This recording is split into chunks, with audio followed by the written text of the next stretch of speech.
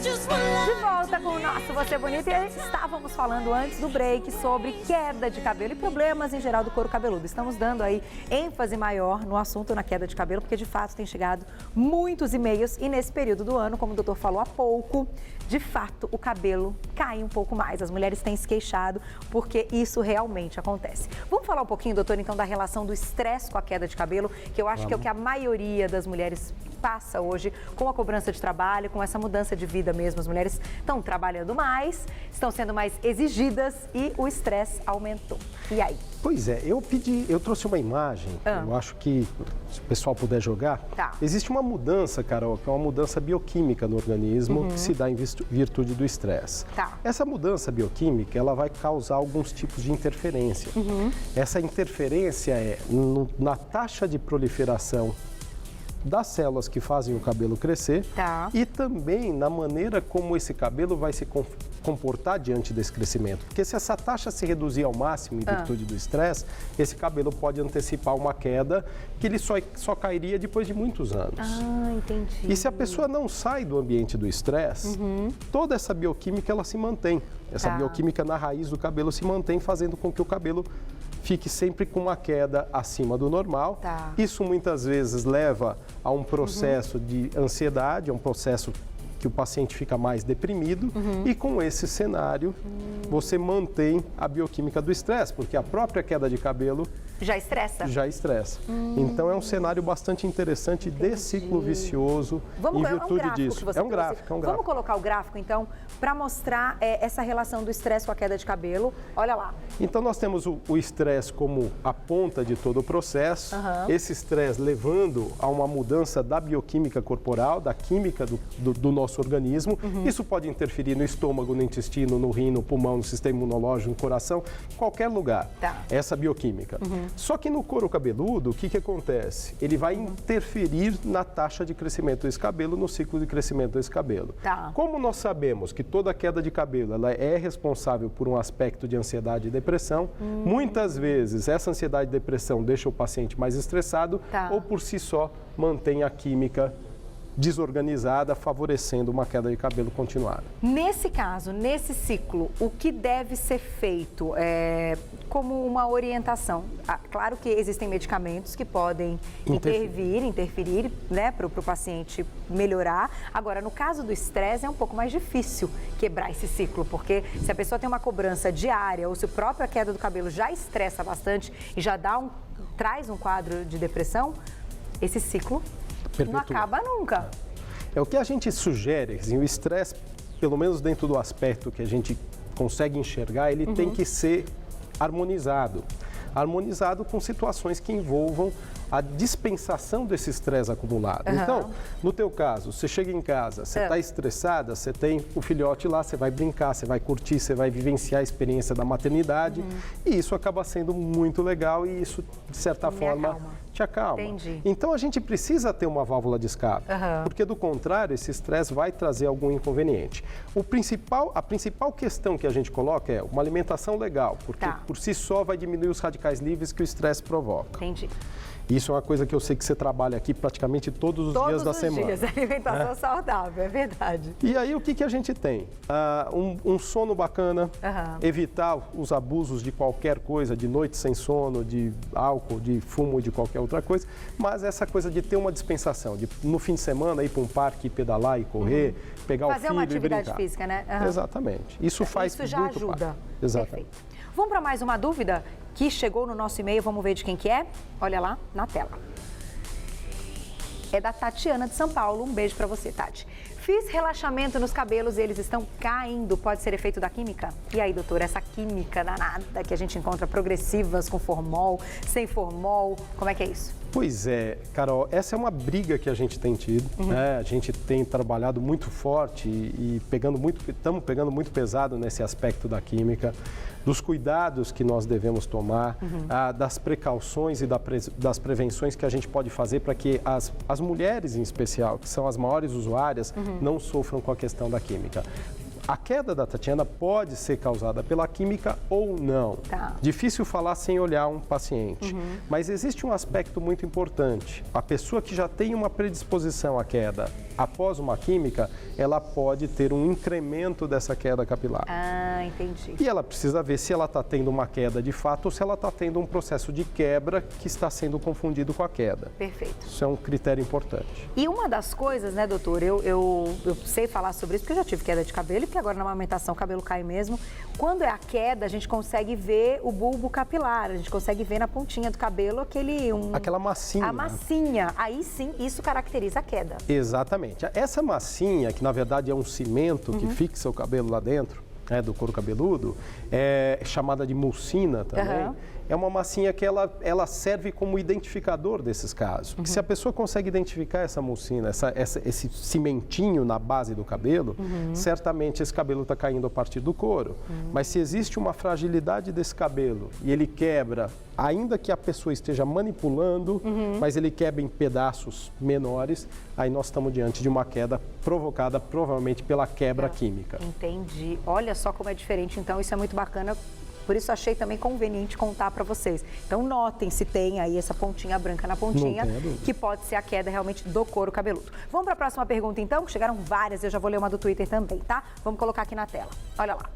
Ivete, um beijo para você. Estou com muita caspa colada no couro cabeludo. Como tratar? Caspa também é um assunto sério. E caspa nessa época do ano é importante, né? Porque ela aumenta de intensidade, a gente vê uma frequência muito maior da caspa nesse período do ano, principalmente quando chega essa temperatura mais fria, porque a água do banho sobe e os cuidados da higiene capilar, em especial nas mulheres que têm um cabelo pequeno, vão diminuir. Então, a mulher que lavava com uma frequência, muitas vezes, não estou falando de todas, obviamente, vão diminuir essa frequência de lavagem. Entendi. Com isso, as secreções sebáceas do couro cabeludo, elas aumentam e elas ficam acumuladas por mais tempo no couro cabeludo, favorecendo o surgimento da caspa, da descamação e muitas vezes da própria dermatite seborreica, que é uma manifestação que acompanha inflamação, coceira, a própria descamação da caspa e às vezes até um dolorimento do couro cabeludo. E aí, nesse caso, ela tem que aumentar a higiene? Aumenta a higiene, diminui um pouco a temperatura da água, não precisa tomar banho frio. Tenta ver se consegue se adaptar para fazer essa higiene mais vezes e com um produto de melhor qualidade, um produto que seja específico para essa caspa, e tomar todos aqueles cuidados que a gente sabe que interferem na redução da produção da oleosidade. E aí entra a alimentação novamente. Então, os cuidados com o meio fazem muita diferença. Uma alimentação rica em gorduras pode aumentar a oleosidade da pele? Em especial se vier de fritura ou se vier daquelas gorduras que a gente sabe que são gorduras de origem animal. Olha que péssimo então, doutor. Então, inclusive para aumentar a oleosidade da pele. Exatamente. A alimentação rica em gorduras é péssima. Então, Evair, querido, se cuide, Evair. Evair já tá careca. A cara do Evair. Brincadeira. Caiu já o cabelo, Evair, tá vendo? Ai, meu Deus. Vamos para mais uma perguntinha aqui na nossa tela? Olha lá, vamos ver quem mandou. Álvaro de São Paulo, um beijo para você. Meu avô era calvo, gostaria de saber se também posso ficar. Então, como é esse processo aí de hereditariedade no caso da calvície nos homens? Legal saber que tem bastante homem que assiste o programa também. A gente tem um público masculino, com certeza. Bom, bacana demais a pergunta do Álvaro. Existe a possibilidade, sim, o que não significa que vai acontecer. Tá? A gente sempre lembra que a calvície ela pode chegar a pular gerações. E pular as gerações pode fazer com que ele fique livre disso. Né? Então, assim, não dá para garantir que ele vai ter, mas também não dá para garantir que algum aspecto da calvície genética ele não vai desenvolver. Tem alguma idade que isso vai aparecer, então, que é mais frequente? Então, se ele tem tantos anos e já começou a aparecer, porque isso demonstra que ele vai ter, ou não? Não existe essa coisa da idade como marcador. A partir dos 15, 16 anos, em qualquer momento, seguindo aí daí para frente, isso pode se manifestar. Então, Álvaro, tem que aguardar. Cenas dos próximos capítulos, não dá para dizer com certeza. Doutor, queria fechar com uma pergunta importante. Já que a gente está falando de queda de cabelo, a gente sabe que existem alguns exames que são imprescindíveis, né, que os pacientes devem fazer, claro, que vão ser prescritos aí com orientação pelo médico. Eu queria que você só citasse quais exames são importantes que podem diagnosticar um pouquinho o motivo dessa queda de cabelo. Carol, a gente tem um portfólio de exames muito vasto, né? Desde exame focado na coleta de sangue, os exames de imagem e os exames específicos de cabelo. Dentro de um contexto geral, e eu acho que encaixa na tua pergunta, um hemograma para avaliar a anemia, a dosagem dos hormônios sexuais, porque muitas vezes os hormônios sexuais têm uma influência muito grande na queda de cabelo. Perfeito. Os hormônios tireoidianos, as deficiências de zinco, ferro e vitamina D, esses são os que eu considero mais importantes para que o paciente que tem dúvidas sobre a queda de cabelo possa iniciar uma pesquisa.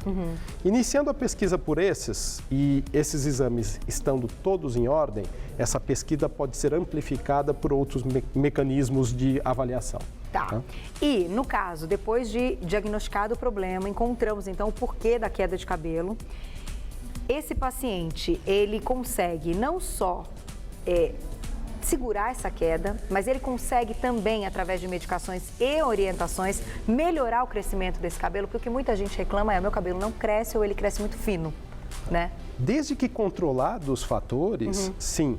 A gente tem condições de oferecer, com a medicina que nós estamos hoje, 3 cenários. Um cenário que é um cenário de, num caso inevitável de queda de cabelo, genética, que as medicações não têm o sucesso de parar ou de melhorar. Adiar um processo, estou falando em especial no caso mais masculino do que feminino, estabilizar esse processo, ou então, se houver condições metabólicas do paciente e do couro cabeludo do paciente, uma boa parte das possibilidades, melhorar também. Melhorar até o crescimento. Melhorar também o crescimento. Que foi uma pergunta da Michele Luz. Mi, um beijo para você. Ela pergunta exatamente isso. O que a gente pode fazer para acelerar? Então, claro que tem que ter orientação médica. Eu acho que é o principal, né, doutor? Exatamente. Procure um médico que tenha, claro, que seja capacitado para cuidar desse assunto da queda de cabelo. Hoje a gente está entrevistando o Dr. Ademir Júnior, que é tricologista. Então, o tricologista, ele é o dermatologista especializado em cabelo. É a pessoa que estuda cabelo, né? É o médico que tem o interesse no estudo do cabelo e que tem o interesse na prática, na atuação prática dos cuidados capilares. Então, é importantíssimo que você saiba também, é claro, essa capacitação do médico, até porque a gente está falando de algo que para as mulheres é muito importante, né, doutor? Não tenha dúvida. O cabelo é moldura mesmo, e quando há queda de cabelo, de fato, dá uma balançada, autoestima e tudo mais. Então, é claro que a gente tem que ficar atento, tem que estar preocupado, mas eu acho que hoje deu para esclarecer bastante. Notou que está com queda de cabelo, procure o médico, procure orientação. Não tente ficar usando o que você vê por aí ou o medicamento que outras pessoas já usaram, que isso pode ser perigoso. Demais. Né, doutor? Demais. Só posso te agradecer. Obrigada, viu? Volte logo, volte sempre. Doutor Ademir, olha, eu falo mesmo, eu conto tudo aqui no ar. Doutor Ademir salvou minha vida, podemos dizer assim. Porque é verdade, acontece, não é? Eu já tive queda de cabelo e, de fato, é um negócio muito complicado. Então, sempre que a gente tem espaço para falar aqui no programa, eu fico muito feliz em poder trazer essa pauta, porque quem está passando por isso sofre mesmo. Então, se você quiser saber mais sobre esse e outros assuntos, você pode acessar o site, que é o www.ademirjunior, o júnior abreviado.com.br, ademirjunior.com.br, ou no 3864-3967. 3864-3967. Volte sempre, doutor. Estava com saudades. Carol. E estou precisando aparecer por lá. Já está na hora, mas meus cabelos estão, graças a Deus, tá tudo bem. João está cuidando bem dos meus cabelos. Está cuidando bem dos teus cabelos? Um beijo, viu, doutor? Obrigada mais uma vez. Te espero em breve. Até mais. Até a Sucesso próxima. e saúde. Obrigada. Ai,